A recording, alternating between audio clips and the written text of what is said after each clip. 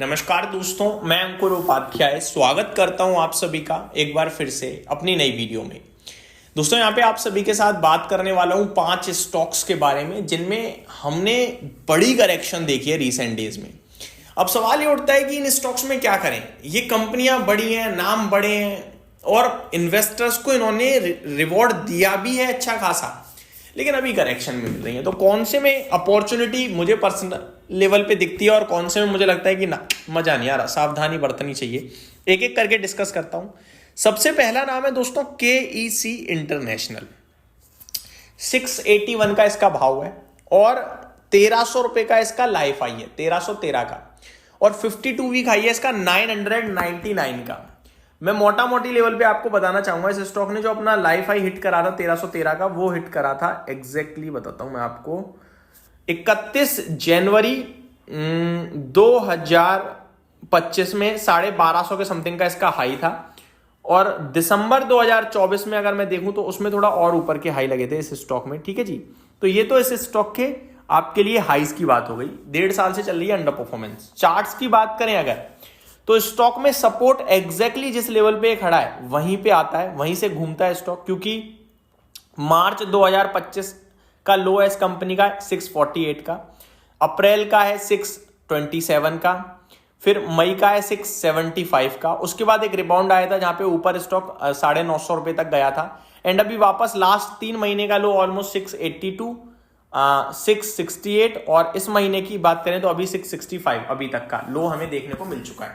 इस कंपनी की बात करूं दोस्तों तो कंपनी में कोई दिक्कत नहीं दिखती। 18,000 करोड़ पे 40,000 करोड़ की ऑर्डर बुक है, बट ये कंपनी अब चल नहीं रही है। क्या करें क्या ना करें इसको लेकर मैं सिर्फ ये बोलूंगा, बढ़िया कंपनी है, नो डाउट, कोई दिक्कत है नहीं इस कंपनी में, लेकिन अभी इसका समय खराब चल रहा है। जब तक स्टॉक 640 के ऊपर बना हुआ है तब तक तो उतनी दिक्कत नहीं है, लेकिन उसके नीचे निकलता है तो फिर मेरे को लगता है सावधानी एडिशनल बरतनी चाहिए।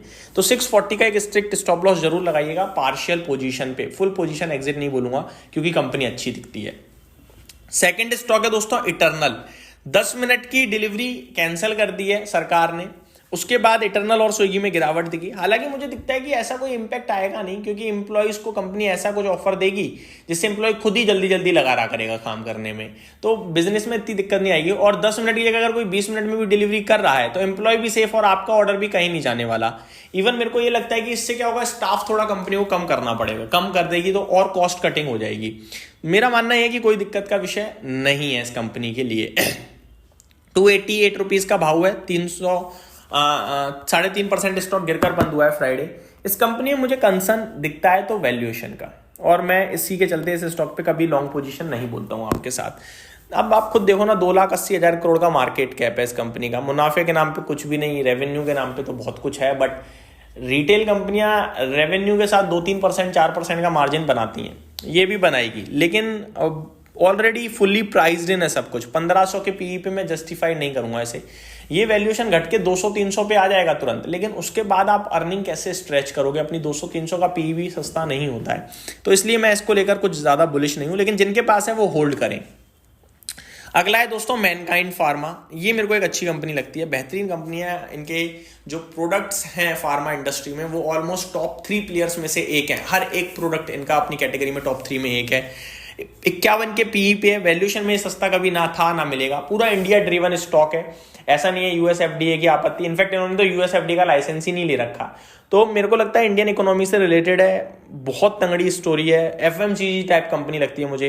2175 पे मेरे को खराब नहीं लगता, ऊपर में 3,000 का हाई लगाया इसने। ये स्टॉक ऐसा है, आज खरीदो, 3% गिरे तो और खरीदो, फिर 3% गिरे तो और खरीदो, और डरो मत, सिर्फ बैठे रहो। बहुत ही कमाल की कंपनी है, full fledge buy on dip की स्ट्रेटेजी बनानी चाहिए इस पे। अगला स्टॉक है दोस्तों ओला इलेक्ट्रिक। फाइनेंशियली फंडामेंटली दम नहीं दिखता है इसमें अभी तक तो, लेकिन टेक्निकली मुझे लगता है जो लो लग गए हैं वो लो लग गए हैं। अब शायद जल्दी से वो लो ब्रेक नहीं होंगे 30 रुपए के समथिंग के, तो उसके साथ आप बने रहें, बेचने की जल्दबाजी भी ना करें, ये बोलूंगा। Last but not the least, Jio financial services 278 पे आ गया है, 112 के पीई पे है, 1,77,000 करोड़ का मार्केट कैप है। मुनाफा और प्रॉफिट अब और बढ़ने को तैयार हो नहीं रहा है, बेस अभी भी छोटा है, जल्दी बढ़ेगा, लेकिन अभी थोड़ा समय ले रहा है स्टॉक। टेक्निकली देखा जाए तो स्ट्रॉन्ग नहीं दिख रहा है। इसने ऊपर में हाई लगाए थे अप्रैल 2024 और मई में, उसके बाद एक बड़ी करेक्शन आई जहां पे बॉटम बनाया अराउंड मार्च 2025 के समथिंग, रिवर्सल आया, बट रिवर्सल में जो 2024 के अप्रैल के हाईज थे वो ब्रेक नहीं हुए। ट्रिपल टॉप टाइप 3 महीने सिमिलर लेवल दिखा हम सभी को अगस्त, जुलाई और जून में ऑलमोस्ट 330 का, और वहां से फिर करेक्शन आ रही है। मेरा मानना ये है कि ये स्टॉक जब तक ऊपर में 330 का लेवल नहीं निकालेगा तब तक बड़ी तेजी नहीं आएगी। गिरावट की बात करूं तो मुझे लगता है हो सकती है आपको बड़ी गिरावट देखने को मिल जाए अराउंड 230 तक। तो लॉन्ग टर्म के लिए तो मैं इस पे बुलिश हूं, अभी कुछ नहीं करना है। अगर 230 240 आता है तो वहां एवरेज और फ्रेश बाइंग जरूर करेंगे हम। तो ये मेरी तरफ से अपडेट थी, उम्मीद करता हूं डिटेल्स पसंद आई होंगी। Thank you so much for watching this video, have a great day guys.